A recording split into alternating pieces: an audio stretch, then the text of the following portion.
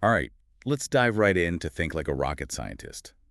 We're going to unpack some wisdom from Ozan Varol's book. You wanted to know how to apply that rocket scientist mindset to your own work and life, right? So get ready.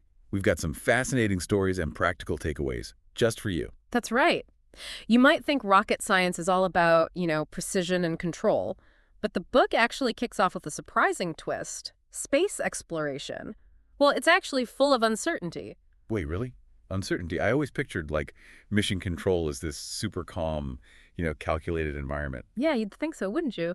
But Varol talks about all these quirky superstitions they have, like lucky clothing, talismans, even peanuts during launches. It's like once that rocket leaves the ground, there are just so many factors beyond human control. So it's less about eliminating risk entirely and more about managing it. Exactly. Take the Mars rovers, for example. The Spirit rover, right. It had its wheel breakdown. But instead of just giving up, the team on Earth figured out how to drive it in reverse. It's like they turned a setback into this whole new opportunity. That's incredible. And speaking of setbacks, didn't the Curiosity rover also have a drill malfunction? Yes, it did. But they ended up using other parts of the rover very creatively to finish the task. So it really highlights that need for resourcefulness and creative problem solving, which, these are traits that benefit anyone, not just rocket scientists, right? This reminds me of something else Verrill talks about, redundancy. I mean, it's like that old saying, two heads are better than one, Hmm. but applied to like spacecraft design. Exactly. Think about SpaceX's Falcon 9 rocket. It's got 9 engines, but it only needs 8 to complete its mission. That extra engine, well, that's a safety net, right? And it's not just engines, they have multiple computers running different software just in case one of them crashes. Okay, yeah, that makes sense. But isn't that adding a lot of extra weight and complexity to the rocket? It's a trade-off for sure. You have to minimize the risk, but without too much complexity. It's all about balance. But it does highlight a key principle, which is planning for the unexpected. Speaking of planning, the book also mentions this margin of safety.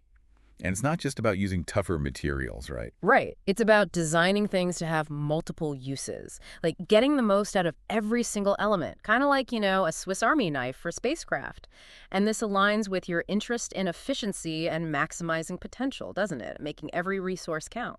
It's fascinating, right? Like how these engineering principles can be applied to other areas of life. Absolutely. Let's switch gears a bit now. Let's talk about Elon Musk and his whole approach to problem solving. He's a prime example of like first principles thinking in action. Yeah, I've heard that term before, but I'm not entirely sure what it means. So essentially, it's about breaking down, complex problems into their most fundamental truths. So Musk realized that the raw materials for a rocket, they only cost about 2% of what NASA was actually paying.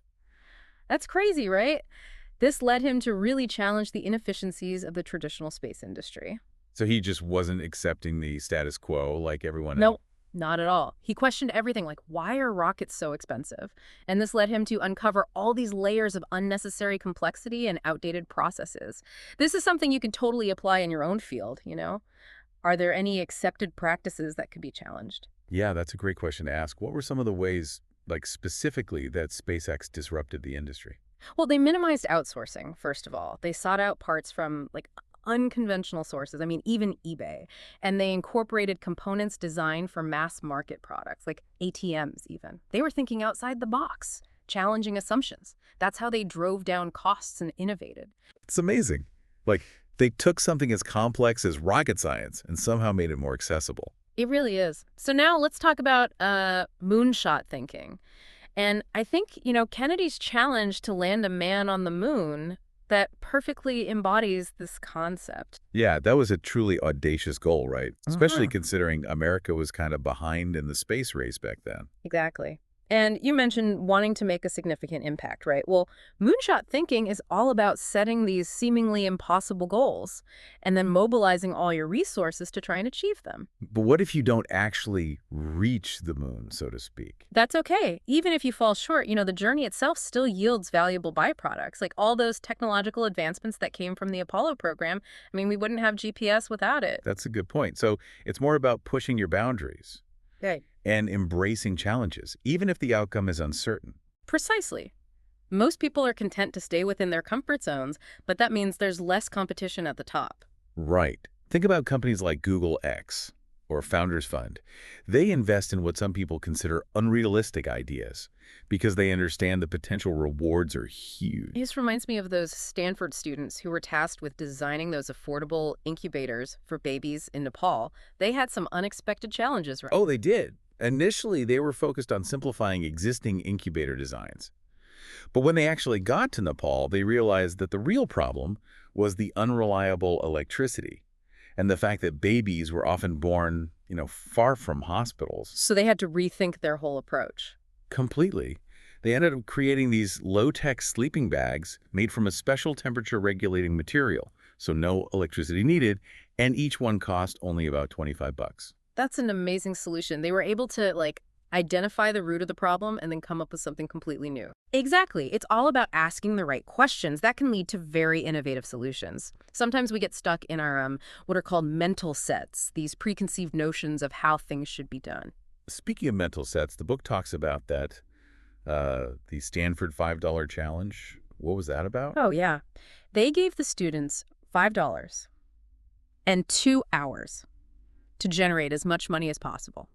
The winning team, what they did was they realized that their most valuable asset was the 3 minutes they had to present their solution to the class. So they sold that time slot to a company for $650. Wow. So they, completely reframed the problem. Exactly. You got to look at things from different angles, challenge those assumptions. This reminds me of another story about the Soviet satellite and the beep. Ah, yes. The accidental discovery that led to GPS. Right. These two physicists, they figured out how to track the satellite's speed and orbit using the Doppler effect of its signal. But then their boss asked this game-changing question. Could they reverse the process and use a known satellite orbit to figure out the listener's location? And just like that, the idea for GPS was born. It's amazing, right? Even seemingly useless details can spark revolutionary ideas if you ask the right questions. Asking the right questions seems to be a recurring theme here.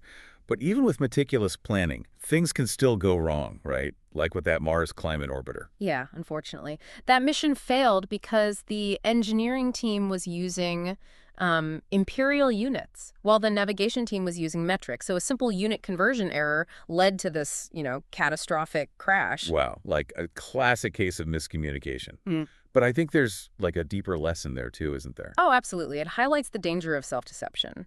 The team, they actually had some warning signs that the orbiter was off course, but they dismissed it as, an observational error. They were so focused on being right, proving their calculations correct, that they missed the obvious. So it wasn't just a technical error, it was like a mindset issue.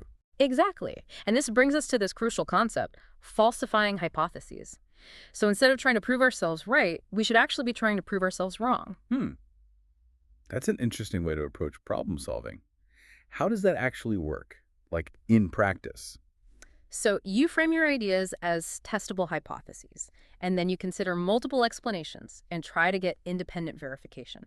This helps you avoid those biases and make, sound decisions, which is directly related to your goal of making better choices. So it's about being more objective, more detached from your own ideas. Precisely. You have to be willing to let go of those cherished beliefs if the evidence says otherwise.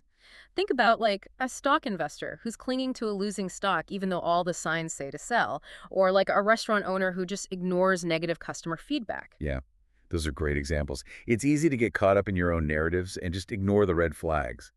But how do rocket scientists prepare for the unknown unknowns, those unexpected challenges that you can't even anticipate? Well, they use what's called stress testing. They simulate the worst-case scenarios to try and uncover those hidden vulnerabilities. That sounds intense. Yeah. What does that look like in practice? Well, they put astronauts through rigorous training, for one, simulating equipment failures, communication blackouts, even those crazy G-forces. I remember reading about volunteers who were subjected to intense G-forces back in the early days of space exploration. Some of them even got injured. It's true. It really shows their dedication to the mission. By pushing themselves to the limit in training, they're better prepared to handle the unexpected in real-life situations. This reminds me of the Apollo 13 mission. They had that explosion that crippled their spacecraft. They faced a life-or-death situation. But they were able to improvise and come back safely, thanks to all that extensive training they had. Yeah, it's a prime example of how that stress testing can really pay off. But it's also important to remember that even the most comprehensive testing, it can't account for everything, right? Like the Mars Polar Lander? Exactly. That mission failed because its sensors misinterpreted the deployment of the landing legs as touchdown, so the engines shut down prematurely. And that scenario hadn't been fully tested. It's a reminder that even with all that planning, there will always be unforeseen challenges. That's why real-world feel is so important in testing. You can't just rely on simulations and those abstract models. You got to get your ideas out into the world and see how they perform under real conditions. This makes me think about how Apple, initially struggled to even explain the iPhone to customers. People couldn't wrap their heads around this device that combined a phone, a music player, and a PDA, all in one. It wasn't until they actually held it in their hands, the actual iPhone, that they understood its potential. It's like with IDEO, the design firm, when they were tasked with redesigning those children's toothbrushes. So instead of just relying on assumptions about smaller hands and stuff, they observed how kids actually brush their teeth. And what do they find? Well, it turns out kids grip the brush with their whole fist. So based on this, IDEO created a larger more ergonomic design.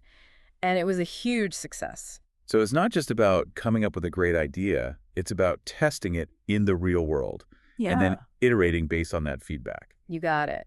It's about continuous improvement and acknowledging that success is rarely a straight line. This has been so insightful. So much to think about already. We've covered a lot of ground, but there's still much more to explore. Well, I'm definitely ready for the next stage of this deep dive. All right, let's continue unpacking these rocket science principles and see how they can apply to your own life. Yeah, this idea of real-world feel that really resonates with me. It's so easy to get caught up in the theory and forget about the practical stuff. Yeah, it's a common trap, especially in fields that rely on a lot of data and models. But like we saw with the iPhone and those toothbrushes, sometimes you got to get out of the lab and into the real world with real people and see what actually works. Yeah, sometimes the best ideas, they still need to be validated by, real-world testing. And this brings us to another principle from Think Like a Rocket Scientist. Iteration. Right. Iteration. That's the cornerstone of progress, isn't it? Rocket scientists, they know that success is rarely a straight shot. It's all about constantly experimenting, learning from both your triumphs and failures, and just refining your approach along the way. So it sounds a lot like the scientific method, but applied to a much broader context. Yeah, I like that. It's about embracing the fact that there's no such thing as perfect, and that the journey is just as important as the destination. This is where I think a lot of people get stuck, including myself. We're so afraid to put our ideas out there until they're perfect, and then we end up procrastinating or overthinking everything. Get it. It's a natural fear. But it can really hold you back. So the key is to shift your mindset from seeking perfection to embracing iteration. View each setback as a chance to learn and get better. So instead of getting discouraged by failures, we should see them as valuable data points. Exactly. It's all part of the learning process. Remember, even the most successful rocket launches, they're the result of tons of iterations and adjustments. This makes me think about, the very early days of space exploration. Yeah. There must have been so many failures and setbacks along the way. Oh, tons. It was a constant process of trial and error, pushing those boundaries and learning from every mistake they made. Those successes that we celebrate today, well, they're built on a foundation of countless failures. Yeah, like they say, failure is not the opposite of success, it's part of it. And this aligns with what you were saying before about wanting to validate your ideas and exceed expectations, right? You're not content with the bare minimum. You want to push things further. You want to create something truly exceptional. It's inspiring, seeing how these principles can be applied not just to rocket science, but to any field or endeavor. Exactly. The takeaways from this book, they're surprisingly universal. It's about embracing the uncertainty, breaking down those complex problems into their most basic elements, setting audacious goals, stress testing your assumptions, and iterating all the way to success. It's about challenging the status quo, even when everyone thinks you're a little crazy, and being willing to learn from your mistakes. It's about that mindset, that curiosity, resilience, and continuous improvement. Those are the qualities that, yeah, they launch rockets, but they also propel us towards fulfilling our own potential. So where do we go from here? How can we, take these principles and apply them to our own lives? That's the million-dollar question, isn't it?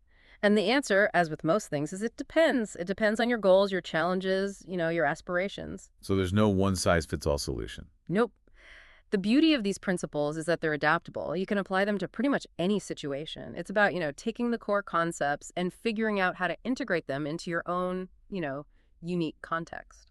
So, like, where do we even begin? Well, a good place to start is figure out your moonshot, that seemingly impossible goal that just lights you up. What do you really want to achieve? And once we have that moonshot in mind, how do we, start taking action? This is where that stress testing comes in. It's about thinking critically about your assumptions, finding those potential vulnerabilities, and being proactive about, challenging your ideas. So anticipating problems before they, like, actually happen. Exactly. Think of it like a pre-mortem for your project or goal. Like, imagine it's a year from now and your moonshot has failed.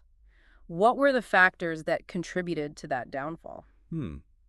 That's a really interesting exercise. So by working backward from those, like, potential failure points, you can then focus on the areas that need more attention or support. Exactly. And this is where the iteration process comes in. Once you've identified those weak spots, you start experimenting with different approaches, getting feedback and making adjustments. Like building a rocket, piece by piece, constantly testing and refining each component.